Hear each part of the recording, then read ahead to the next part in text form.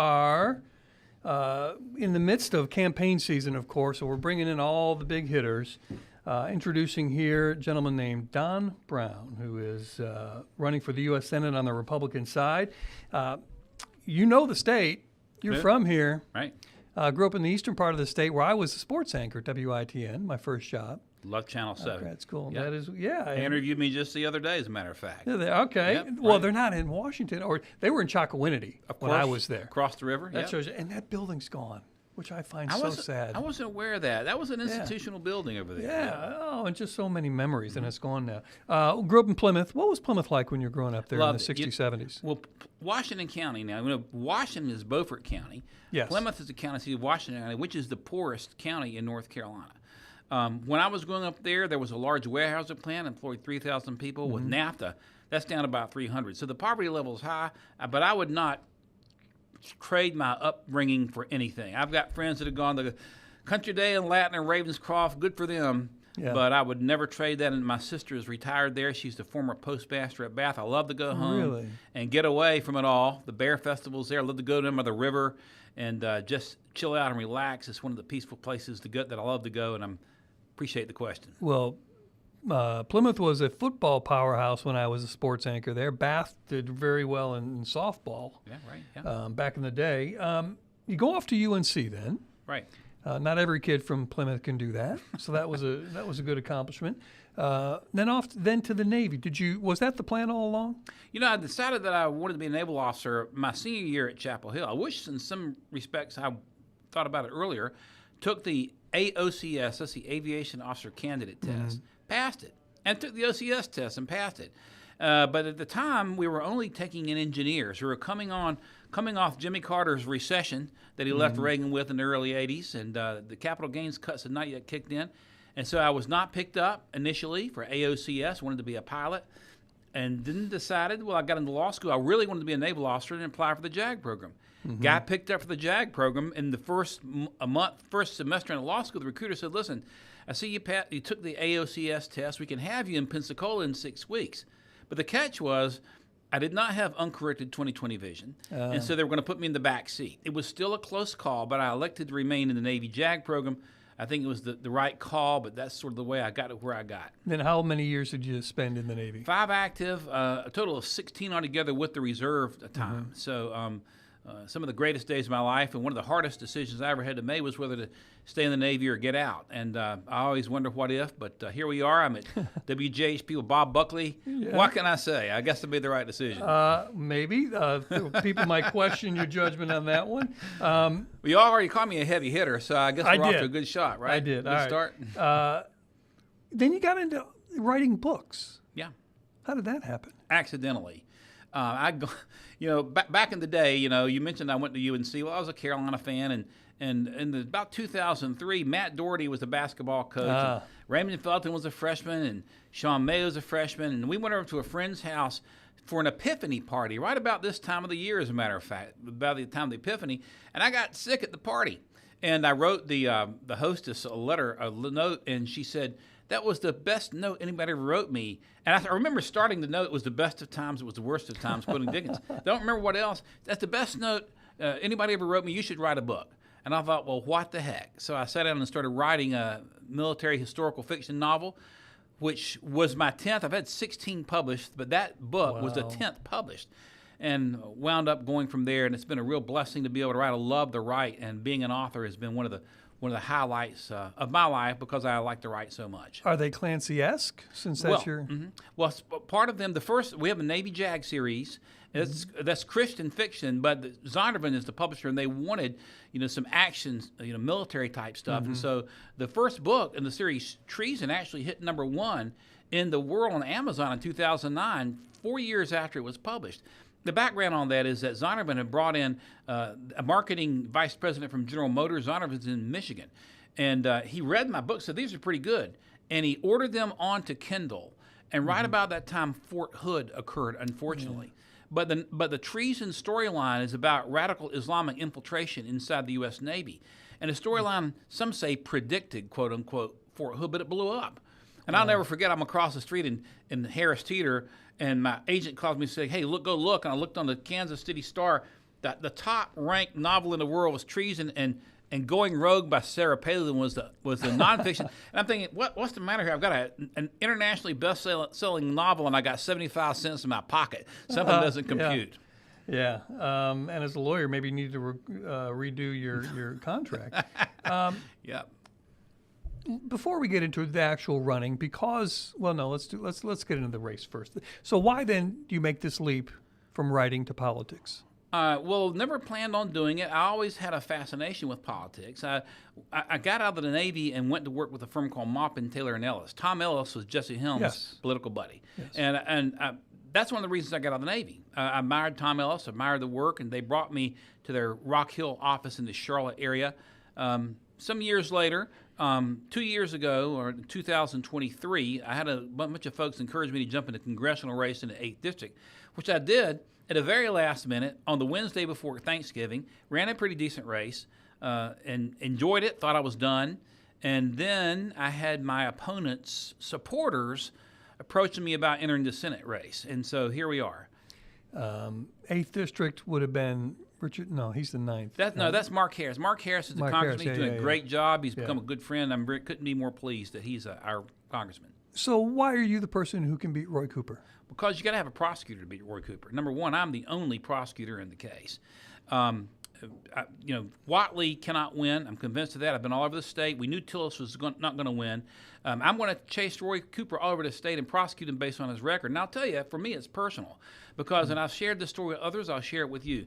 The last time I saw my dad alive was standing out with my sister. We were standing outside a nursing home in Plymouth, North Carolina, on a frozen patch of grass, looking through into the inside of that nursing home, waving to our dad. He was gone within a matter of weeks. Roy Cooper shut the state down. He violated the United States Constitution on multiple fronts. He violated the North Carolina Constitution. He did not have the authority to do what he did. He shut down businesses. He made a mockery of our schools. He damaged the schools with his shutdowns. And then on the way out of office, we've seen this horrific video of this poor Ukrainian girl, Irina, being murdered on the light rail. Well, Roy Cooper commuted the sentences of 15 murderers just like that guy on the day out of office. When he was Attorney General, he let the state crime lab go to hell in a handbasket. You had counties like Moore County and others having to send their crime labs material out to private labs because of what a disaster the crime lab become. Roy Cooper has never been prosecuted like I'm going to prosecute him. Whatley doesn't have it in him to do it. I'm the guy to do it, and I will do it. The reality of politics, to a degree, though, is we're all so busy, we don't pay as much attention as we should, I argue. That's right. And therefore, we rely on things like President Trump's endorsement, and he's gotten behind Whatley because they're personal friends. Whatley helped get him elected. Sure. Is that a factor that's very difficult to overcome? Well, first of all, we love President Trump. President Trump has personally pardoned 2 of my clients, Lieutenant Clint Lawrence, nationally acclaimed case in 2019, and I represented some J6 kids. One kid was 20 years old, pardoned. I've had the President of the United States pardon 2 of my clients. I'd go to war for the guy. However, he's gotten bad advice on this, and I'll tell you this. We've been endorsed by more North Carolina grassroots organizations than anybody. We've been endorsed by General Mike Flynn, the 24th National Security Advisor, by General Jerry Boykin, Delta Force Commander from down in New Bern. He grew up in New Bern. And we've been endorsed by Lieutenant Colonel Alan West, by Sidney Powell, by the North Carolina Patriot Alliance, by the Veterans Party of North Carolina. I could go on and on and on. The grassroots wants a grassroots candidate. We love President Trump. We know he's been misinformed. Let's get into some of the other issues. As a former JAG officer, what do you make of the government's capturing of Nicolas Maduro? Well, I commend President Trump for his actions. I commend our Navy and our Delta Force for a flawless operation. We went in there overnight without any deaths and without any damage. Now, then comes the question of the legality of it. Well, listen, Article 2 of the United States Constitution, giving the President, the Commander-in-Chief, authority over the military, allows the presidents to protect Americans all over the world. And it's been happening since the days that Thomas Jefferson sent the Navy and Marine Corps into the Mediterranean in the Barbary Pirates War. And you can look at example after example after example. FDR ordered the Navy to attack German U-boats almost a year before Pearl Harbor. The Constitution does not require consultation with Congress. It does require for a declaration of war, but there's a unique, relationship between Congress and the president under the Constitution. The Congress makes the Army and Navy and makes the rules. The president's commander-in-chief. So I commend our president and our military. Speaker Mike Johnson keeps reiterating that we're not at war. This was a single action. I think there's a lot of evidence to that point.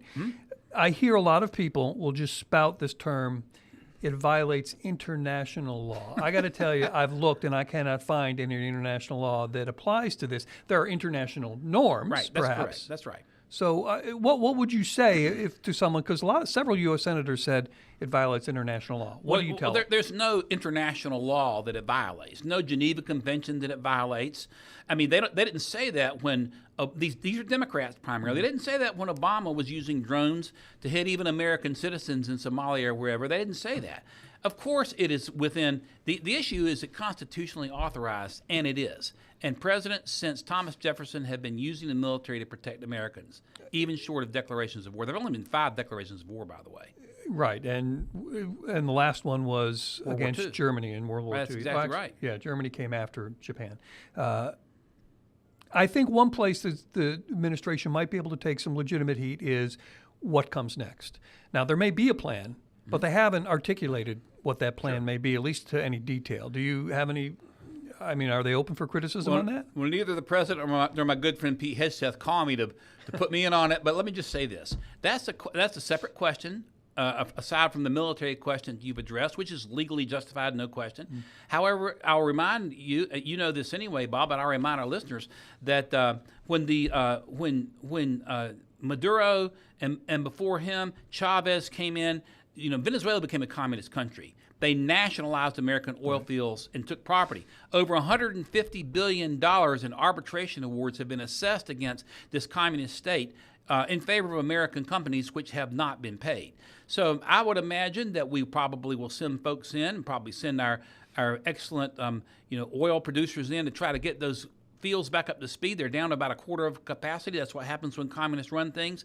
I don't know what the president has in mind, but I'm sure it's going to be a lot better for this hemisphere, this country, and for Venezuela as well. Your big issue appears to be the national debt. Yeah. Your solution, as I see it, is cut 2/3 of federal employees and apply the savings to the national debt. Mandate that spending is 10% lower than revenues to reduce the debt. What would a government under those principles look like? Let me add one other point. To cut 2/3 of all federal agencies, not just employees, but federal agencies. The government would look like a breath of fresh air and the bright sunshine of freedom. Because the Democrat Congresses have built this deep state that we have. I was going up to Asheville about a month ago. There's a website, usdebtclock.org. I clicked it for 1 minute. The national debt right now is exploding about $37,000 a second, Bob. It was coming down from about $55,000 a second under the Democrats. But we've got to reverse it because if we don't, we'll lose the dollar. We've got to do it, and that'll be a dangerous situation. This is one of my pet things. I bring this up with every politician who sits in that chair. And they sort You of don't they think I'm a politician now, do you, Bob? Well, you're running for elected office. A little jab there, just messing with you. Go ahead. But I bring it up with everyone running for elected office, and they just get glassy-eyed, and you hear these pablum about, well, we have people who are hurting and all this other stuff. People have no idea how badly they're going to hurt when this country goes bankrupt, which is a lot closer than they think. The president's aware of the problem. The president has said this. People aren't aware of it, that losing the dollar is the functional equivalent of losing a world war. We're a military superpower, Bob, because we're an economic superpower. Yeah. We were able to do what we did against Maduro because we are an economic superpower, which gives us a military superpower status. The same with the attack on Iran. But if we lose the dollar, we will become largely impoverished overnight, and they're going to replace it with something called a central bank digital currency, and they probably will outlaw fiat currency. And if you think it was bad during COVID, you ain't seen nothing yet, and nobody's talking about this other than me. But it will be a challenge. There will be people who will go without under that type of thing. I think we have to admit.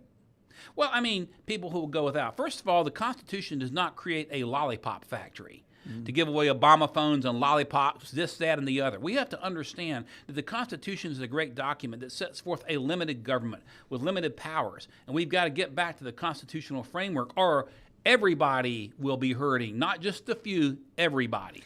You're advocate for eliminating the income tax, is that correct, and replacing it with what I would assume is a consumption tax? Well, first of all, yes, I advocate eliminating the income tax. Right now, tariffs are bringing a lot of money. But see, if you eliminate, when President Trump, of course, was interviewed by Joe Rogan on that famous podcast, he goes into talking about the money making that the McKinley administration made off tariffs. But here's the thing about it: in the 30-some year period between 1880 and 1913, when the 16th Amendment was passed, we had the greatest industrial explosion ever in this country. It was the industrial explosion that laid the groundwork for winning 2 world wars. And Bob, we did it with zero income tax. If you cut government, you can do it with zero income tax. Yes, I'm interested in what we call a fair tax, the type of thing that Governor Huckabee was pushing. It's much, much fairer than you being punished for what you make. They should not happen. I believe Elon Musk has said within the last 3 to 6 months that he believes AI can create the type of economic explosion that would largely heal the economic woes of this country. I doubt that. Even if our economy grows at 5-6% a year for the next 2 decades, we're still going to be in trouble. What do you think about the idea of expanding the economy through AI? Well, I'm in favor, of course, of expanding the economy. President Trump is trying to expand the economy, and we've lowered the rate of the debt. But the only way to save this country and to solve the economic problem is to take what we used to call a butcher and just whack the federal government and apply the savings from the elimination of unnecessary government programs. That's the only way to do it, is to cut the government, and that's the theme that I'm repeating over and over again, and it's resonating with Republican audiences. It is a challenge, though, because Americans are schizophrenic. Right. They want very low taxes, but they want all these benefits. It can be a challenge getting elected sometimes when you're trying to be the adult in the room. The benefits don't come from the government. It's interesting. Obamacare, an absolute disaster. Democrats complain about the cost of living. The cost of living's down some, not what it should be, but the cost of health care is a big driver of that.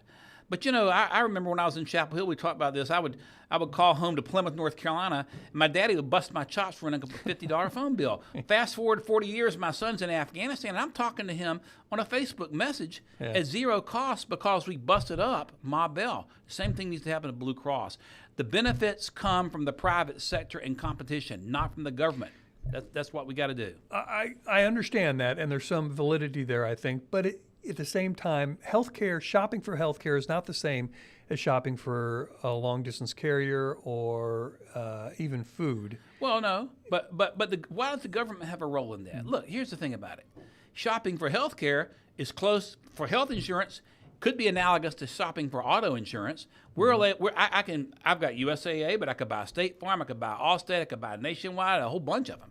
Right now in North Carolina, we're limited basically to Blue Cross. We ought to be able to have competition among healthcare providers and insurance companies. It'll bring costs down and improve a competition and improve the quality of and delivery of services as well. Speaking of healthcare, or as some people refer to it, you're for eliminating abortion. I don't know that being pregnant is a disease, so I'm not so sure it's healthcare. Agreed. But I have to ask, it's my job to ask, whether that is a winning position, because between 40 and 60% of Republicans support at least limited abortion rights. I remember the great Ronald Reagan. He had a saying. He said, well, one thing I noticed about all those who favor of abortion, none of them were ever aborted themselves. How do you argue with that? Listen, go back to our founding documents. We hold these truths to be self-evident. All men are created equal, endowed by the Creator, hear that part, with certain unalienable rights. And it starts with life, liberty, and the pursuit of happiness. You go to the Constitution, the 4th and 15th Amendments. No state or the United States shall deprive a person of life, liberty, or property without due process of law. Life is the most precious commodity that we defend as a constitutional republic. If you look at the law gives, there's an inconsistency in the law with regard to abortion. In the law of intestate succession, if a kid is conceived Monday, the father dies Tuesday, that kid still has inheritance rights. Or if a kid is wounded in the womb at 1 month, that kid has rights under the law of personal injury. We got to recognize all across the board that life begins at conception, and no life should be taken without due process of law. And that's what I've been arguing, that's what has to happen. Now, I understand people don't fully understand that, but we understand we're subject to a creator. We are endowed by our Creator. When Mary and Elizabeth were meeting, and Elizabeth was several months pregnant, Mary had just been conceived, the baby inside Elizabeth's womb jumped. The baby Jesus inside of Mary's womb was probably just a few weeks. That's life baby, that's life. And that's larger than political aspirations to me. What do you say then to someone who may not be a person of faith, who may be agnostic or atheistic, and the first area they'll always go to is, what if I'm raped or some form of incest, should I be forced to carry this child? You're asking, of course, very good questions, and I don't have all the answers to those questions. But is the baby at fault for something that has gone wrong? That's the first thing you have to ask. And we can't condemn mothers who don't understand and point the finger and punish them or anything like that. But I think there's power in truth and helping folks to understand that life is more precious than even the most grievous of sins that are part of those hypothetical questions. You are also a fan of term limits. I believe you want 12 years for each House and the Senate, so they could be 24 total. I think the counter argument to that resonates with me is because society / government has become so complicated, perhaps too complicated, we could argue, what that leads to, term limits, are unelected staff members being the people who really run the government. Right, and that's a fair question, because the correct assessment of my position is term limits with a caveat, because of the very reason you say. First of all, I take the position it makes no sense to have term limits on the executive and not on the legislative. It doesn't make any sense. Why do you have a 22nd Amendment in the Congress? And the other thing I point out, if Joe Biden was elected the same year as Jesse Helms, 1972, went into office in 73, you had 12 years of that. He'd have been gone by 1985. You would have never heard from him again. All the corruption would not have happened. But the problem is, if you limit, and you hit the point, if you limit 12 years for a senator or for a congressman, and you don't limit the bureaucrats inside the deep state, their power becomes more disproportionate. So term limits must be coupled with a Deep State Reduction Act. We can't let deep state bureaucrats stay in government for a career if we're going to have term limits. So your point's well taken on that. So what about the idea, though, that it does take a while to begin to do a job well? When we talk about doing a job well, we have to go back and understand that the United States Constitution does two things. Number one, it is basically a great restraining device against excessive governmental power. There are checks and balances everywhere, including the great Electoral College, which people don't understand is probably the greatest check and balance. But at the same time, it does allow for a limited government. And so it's okay to have expertise in the areas where government is limited but appropriate. The United States military is an appropriate and fully authorized function of the United States government. The courts are authorized. At least the Supreme Court is authorized under the Constitution. Congress creates the other courts. But when you're talking about these agencies, FEMA, for example, I want FEMA gone. I mean, they're nothing but obstructionists. They have hurt people in Western North Carolina and Eastern North Carolina. You know about Matthew, and you know about Floyd. You know, you have down there, we have folks down there that still haven't recovered because of federal obstructionism. So if you can't justify the agency by the Constitution, get rid of it and let the states take care of the problem, which is what the 10th Amendment is all about. And those aren't books of the gospel, by the way. Those are hurricanes. They are indeed. And storms. Yeah. Exactly. I had to throw that out. You did good, Catholic Bob. kid. You got me. Gotcha. You're also a big Second Amendment supporter. Sure. Would you agree, though, that we have too much gun violence in this country? Yeah, but that's beside the point. That's right. Well, it's not necessarily an argument for limiting gun rights, but they're connected issues in that what are we going to do about it? First of all, we have to do something about it. First of all, I'll come back and say that a lot of the gun violence is in most of the big blue cities, where the Second Amendment they try to curtail more than any other place. Look at Switzerland with one of the lowest murder rates in the world. They've had everybody armed for years. Required to have a gun in Switzerland. That's exactly right. So what is it about America? I once did a story a few years ago with an Elon professor on this subject who said America doesn't have a monopoly on violence, but we seem to have a monopoly on lethal violence. We seem to be very, very good at lethal violence. Well, you know, some professor. I don't pay a lot of attention to professors in ivory towers. First off, right. You know, I think a good man with a gun stops a bad man with a gun. But why do we have so much violence in this country? I guess is what I'm getting. I have my own theory on it. Well, I think part of the problem we have in this country is a degradation of the nuclear family. It is a degradation of religious institutions. You know, you were brought up as a good Catholic boy. You were taught to do the right thing. We don't take our kids to church like we should anymore. We got to get back to a moral center. And I think you can look at what's happening with Hollywood and the junk that's put out, whether it's with violent games or whatever, it seeps into the society. You evidently peeked at my notes, because on this program I have brought up with many people the number one issue in this country that if correlates with both positive behavior and negative behavior when this is not there is the father in someone's home, in someone's life. And people sometimes have a visceral reaction and, oh, you know, mothers. It's not about mothers being bad. Mothers are wonderful. But the truth is, women almost never abandon their children. Men abandon their children far too often. And when are we going to develop a program over the course of a generation, because it's going to take that, like we did against smoking, like we did against drinking and driving, to get fathers to stand up to their responsibilities as fathers? Part of the problem with the destruction of the nuclear family has been Democrat intervention in social programs. Before the Great Society, you had one of the lowest, you know, divorce rates, and in black families, for example, dads were there. They have gone in, the Democrats have gone in and basically through social programming destroyed the nuclear family. To the degree where they say to a young lady who gets pregnant, don't marry that man and I'll give you a check.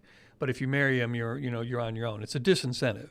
Well, the government should not be involved in that to begin with. That should be the involvement of churches and charitable organizations. And when you try to get the government involved in churches and charitable organizations, it turns into a cesspool for corruption, which is exactly what's happened. Look at the result now. I mean, we're talking about violence a moment ago, gun violence, and I'm picking on big blue cities, and rightfully so. Chicago is target number one. Washington, D.C. as well, before Trump sent the Guard in. But these cities have had tight gun control, but they've also had deterioration in nuclear family. And that goes to federal government interventionism by Democrat, theorists that basically want to buy votes, you see. And we've got to end that, and we've got to get our churches back involved, and we've got to start getting the gospel out and telling the truth. It is not an easy solution. You're asking all the right questions, but I can tell you the very worst thing is additional government programs and governmental interference. That will make us go from bad to worse. But this is what one of my mentors, Tony Snow, who you may remember was President Bush's spokesperson, used to talk about governance without government, where Mrs. Jones would be out on the porch and see Johnny going by, and she would we knew who each other was. Right. We don't do that anymore. We don't sit out on the porch in the evening and greet our neighbors. We sit inside and stream Netflix and our air-conditioned homes because it's too hot outside theoretically. Johnny gets on a school bus, never sees Mrs. Jones down the street because he jumps from his house straight onto a school bus. They don't walk to school anymore, that type of thing. If I had the answer for this, I always joke I'd run for God, which I think is open this election cycle, isn't it? But these are big questions, but they need to be asked. Sure, and we need to have a conversation about it. Of course they do, yeah. Well, the institutions of society are the church, the family, the schools, and the federal government should be the least of these and should just stick to its basic constitutional principles. There are bigger, more important institutions that need to be better involved in a lot of these questions. Right. We reversed the way the setup should be. What can be done in the family should stay in the family. What can be done in the community, And then the ring should go out from there, and then to city, to state, and the federal government should be the last resort. But we flipped that on its head. That's right. Don, I really appreciate your time, and hopefully we can get you back in here. The primary's coming up, though, March 3rd, I believe. March 3rd. So we don't have a lot of time. Go to brownfornc.com. If you want to learn more, that is the place to go. I appreciate your time, and good luck with this campaign, and we'll see you down the road. Appreciate you, Bob. Thanks for having me today. That was too much fun, man. We could have gone for another hour.